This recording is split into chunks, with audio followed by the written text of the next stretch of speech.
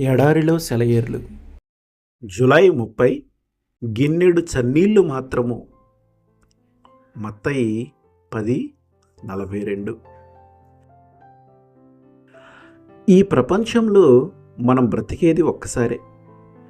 నేను చేయదలుచుకున్న ఏ మంచి పనైనా, ఏ మనిషి కోసం, ఏ ఆత్మ కోసం చేయాలనుకున్నా, ఏ రకమైన సేవ అయినా, ఏ జంతువు పట్ల చూపదలుచుకున్న కరుణైనా ఇప్పుడే చేయాలి. దాన్ని నిర్లక్ష్యం చేయకూడదు, వాయిదా వేయకూడదు. ఎందుకంటే ఈ దారి వెంట మళ్ళీ రాము కదా. నువ్వేం చేసావన్నది కాదు, చెయ్యకుండా విడిచిపెట్టిందేమిటి. నీ జీవన మలిసంధిలో నాలో మంట పెట్టి మదన పడుతున్నది ఇదే. ఆప్యాయంగా పలకలేకపోయిన అనునయ వాక్యం, రాయడానికి నిర్లక్ష్యం చేసిన లేఖ, పంపుదామని మర్చిపోయిన పూలమంజరి, ఎదుటివాడి దారికి అడ్డంగా ఉన్న శిల.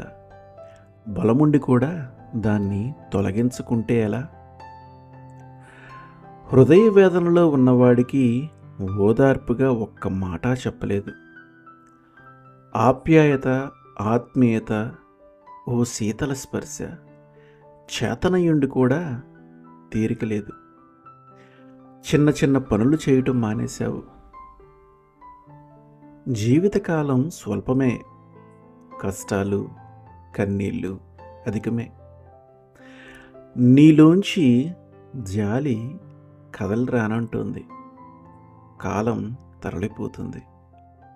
నువ్వేం చేసావన్నది కాదు, చెయ్యకుండా విడిచిపెట్టిందేమిటి.